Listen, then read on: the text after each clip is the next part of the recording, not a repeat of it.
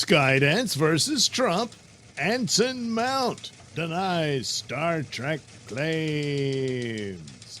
So here we are once again at Cosmic Book News. There's Trump and Anson Mount hanging out, you know. Anson Mount has denied claims that Donald Trump is making Star Trek great again. It's also being reported that Skydance is preparing to take legal action against the Trump administration over its anti-DEI policies if the merger with Paramount falls through.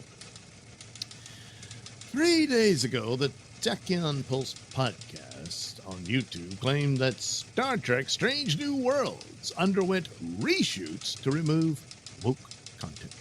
The YouTuber suggested the changes were a response to Trump's anti-DEI policies. Trump-appointed FCC Commissioner Brendan Carr recently stated that companies would need to end their invidious forms of DEI discrimination, which is exactly what it is.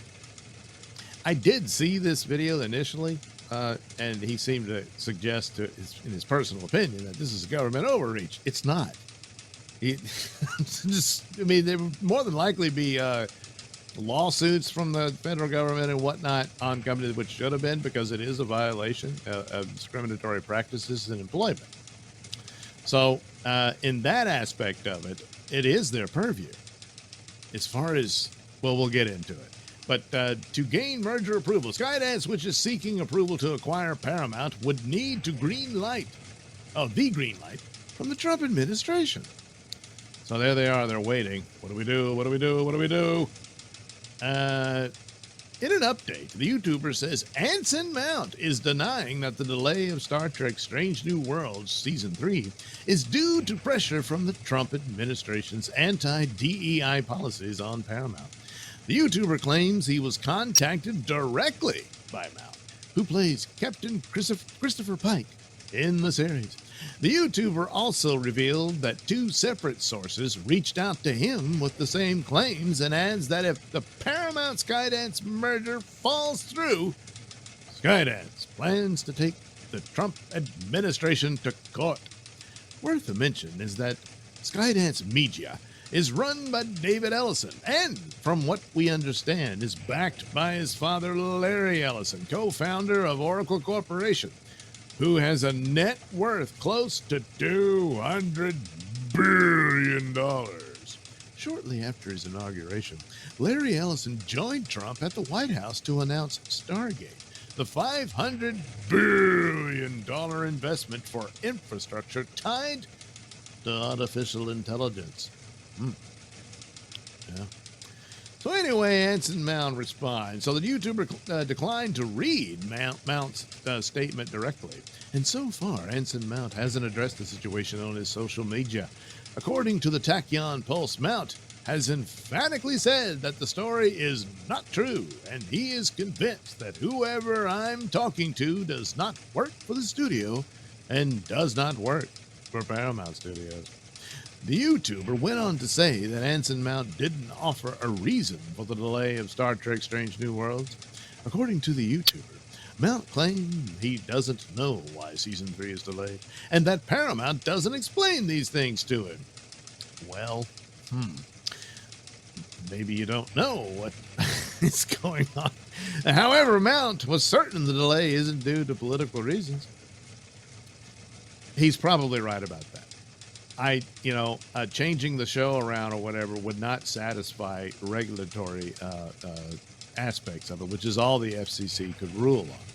They could be a part of, again, legal action on discriminatory hiring policies, but that's got nothing to do with plot and story. If they want to do gay Star Trek or whatever it is that's considered woke, they can do it.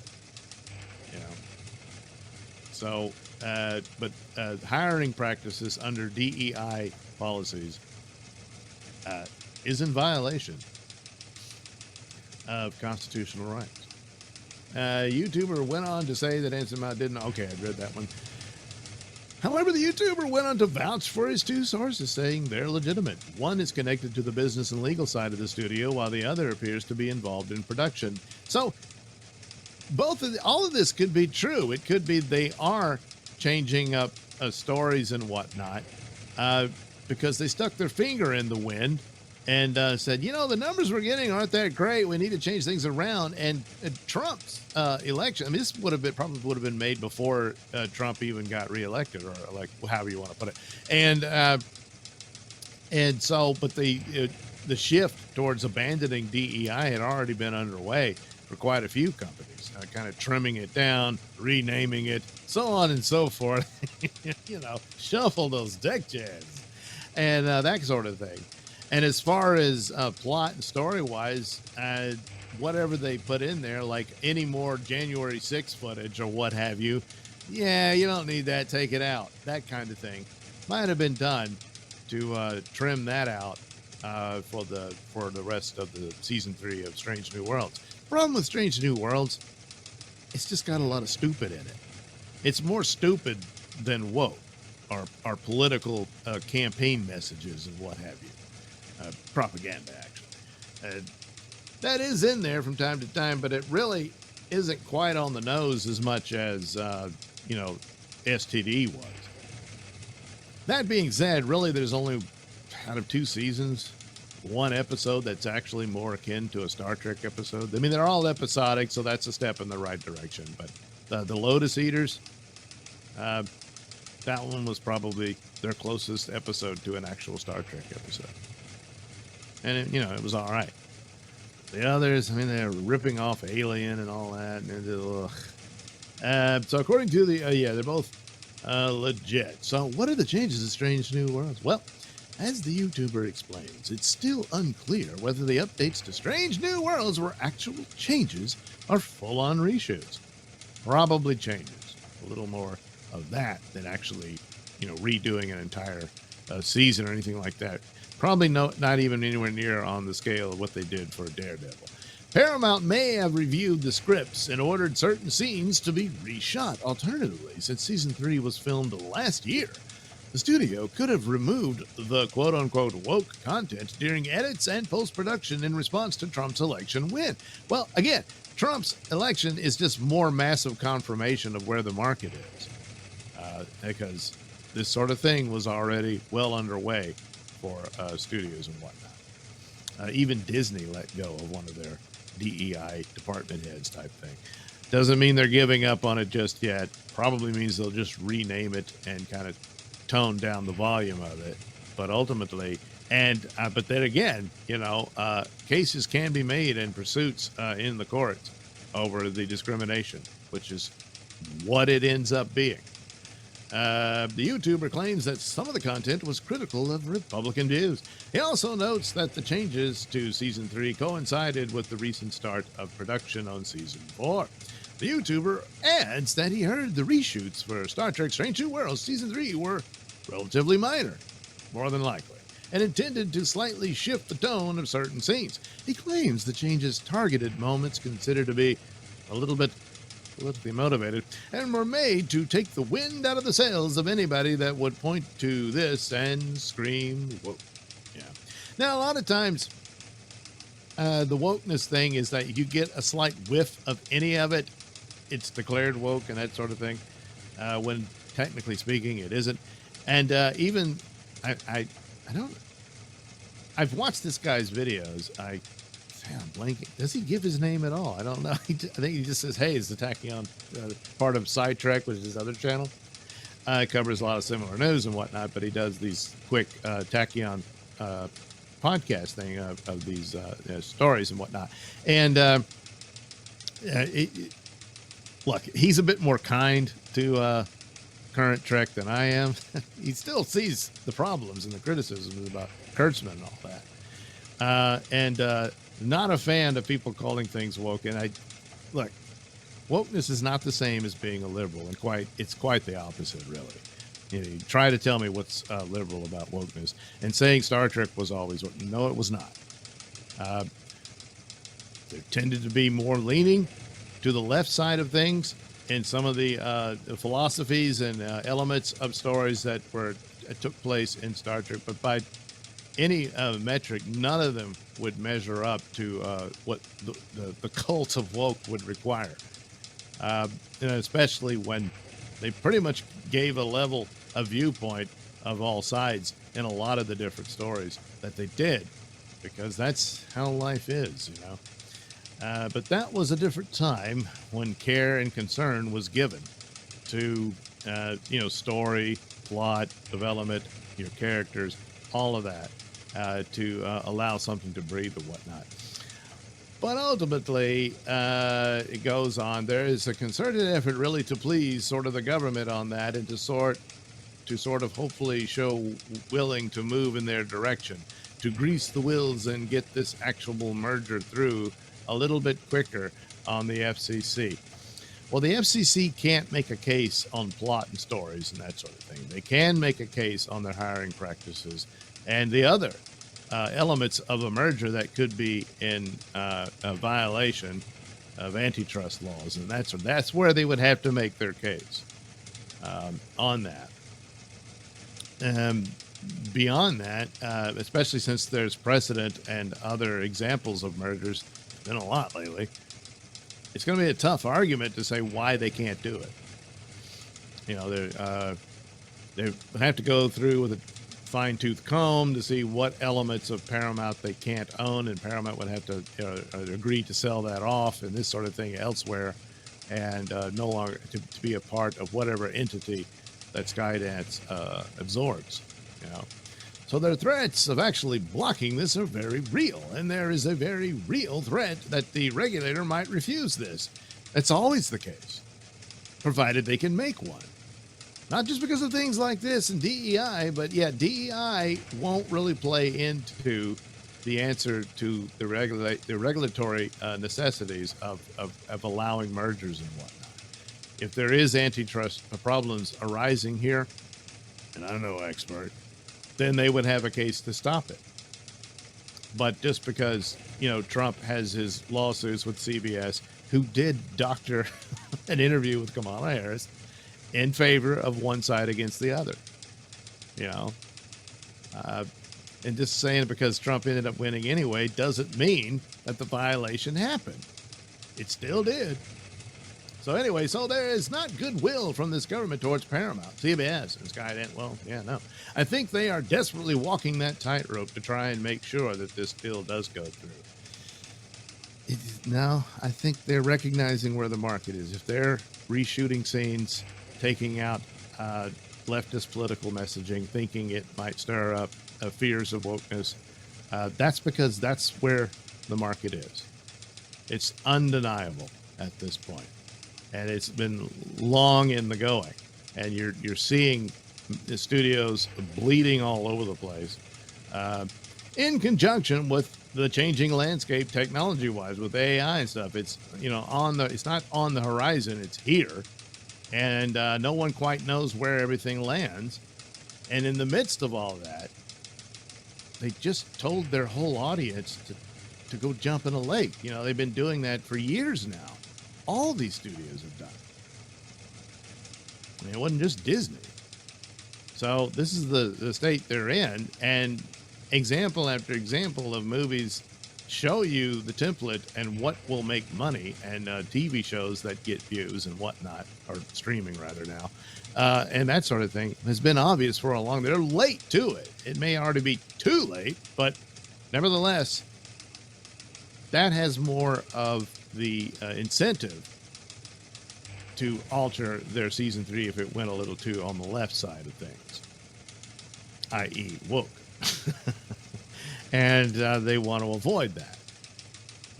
Trump coming in is just more confirmation of where the market is, and also whatever problems, if they've got it down pat as for the merger and there shouldn't be any legal hurdles, then there's not a whole lot they could do.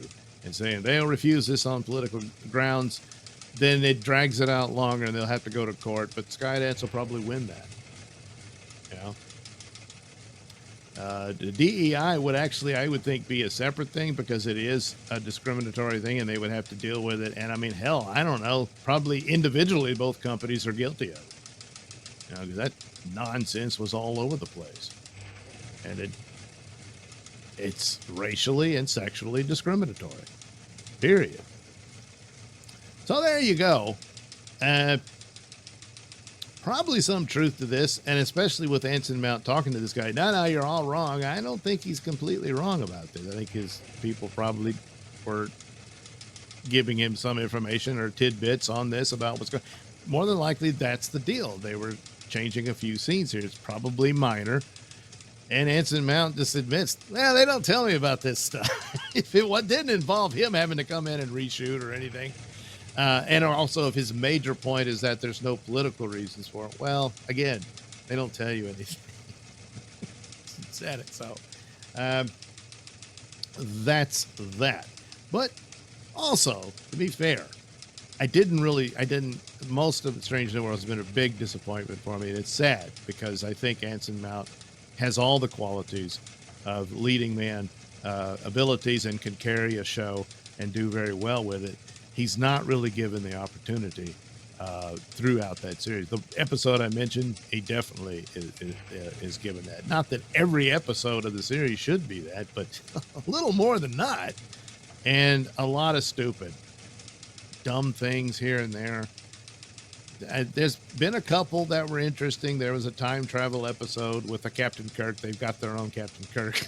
And actually predated. They're talking about that Lower Decks has established that, you know, the Kurtzman Trek stuff and all that, and the Discovery was an alternate timeline and what have you. And but really, that episode had already explained it. You know, temporal Cold War and all that, and timelines and what have you. So, yeah, it's that simple. But really, Star Trek going forward needs to scrap all of this and start a new show with a new cast, a new ship, beyond the Next Generation era and all that. And you're a ship on a mission, go. And get science fiction writers and whatnot to have at forefront the sci-fi concepts for the episodes. Episodic. You can have little arcs and whatnot and soap operas within the characters as you develop. But that's it. And really, Star Trek, out of all these franchises, has the best chance of possibly making a comeback just on that alone, narratively. The others are badly damaged. Star Wars and Doctor Who, they just went out of their way to shatter their own lore. With Star Trek, again, when you can just, you know, shove this over under the rug of multiverse and start over. You don't even have to mention any of it. Once in a while, you say, oh, I graduated from the Kirk Institute of, you know, Captain School or whatever. You know, that kind of stuff. But you go for it, you've got to develop characters that can capture and interest the audience. And the concept and templates will work. You know? Will that happen? I'm dubious. And would it already be too late? It's a possibility that's true. And that there's really nothing you can do. But it's what they got, so that would be my suggestion. And there you go. Star Trek Legacy, I'm sorry. No. Some of the elements I could see could have worked, but it didn't look like that's what they were doing at the end there. So I'm not optimistic about that either. I think you need to scrap it, move forward beyond all that. And you've got a brand new crew, and the templates are all there. They've been there for decades, and go with that. Whoops! Almost forgot to mention. Took a minute to look at the season 3 trailer for Strange New Worlds, and you know it shows you this and that. It's got some sort of retro-looking scenario for the crew. There's been similar things done before. I don't know. It looks like I guess they're not encountering someone from the Q continuum, but godlike entities have been a stalwart of Star Trek. It's just when Next Generation came along that tended to just be Q. There were a couple of others. But throughout the original series, you know, Charlie X and Trelane and all that sort of stuff. So I'm not certain that's what it is, but there's some sort of surreal or reality-altering sequence that they're going to encounter as well throughout the series. But for the most part, it was just a bunch of cut scenes thrown in there to give you a dose of, of the show, and it looks more of the same as it was. The soap opera stuff, the Chapel and Spock. But they've admitted they're not within the same continuity, so I guess, hey, they can do whatever they want, but that doesn't really explain, how they depict Vulcans. They haven't gotten it right at all, but what are you going to do? That being said, maybe there's another little diamond in the rough. Last season had one good episode and one sort of interesting one, so maybe there's one or two of those. Two? I don't know, but nevertheless, it's just not been handled in the manner necessary to come anywhere near righting the ship, as you may say, for Star Trek. But hey, maybe this reality warping episode will do that, and they'll be in this new timeline and you can forget all the crap from before. No, they're not going to do that. No. Oh, yeah, and there was a scene of Chef Pike. He was in the kitchen. I guess barbecuing again? I don't know. That's what he does. I'm not sure who the captain is anymore for this one. I guess sometimes it's Lady Khan. Number one, of course. I guess Spock can take charge here and there. Anyway, that's that. I saw it. It looks more the same to me, but, we'll see what happens.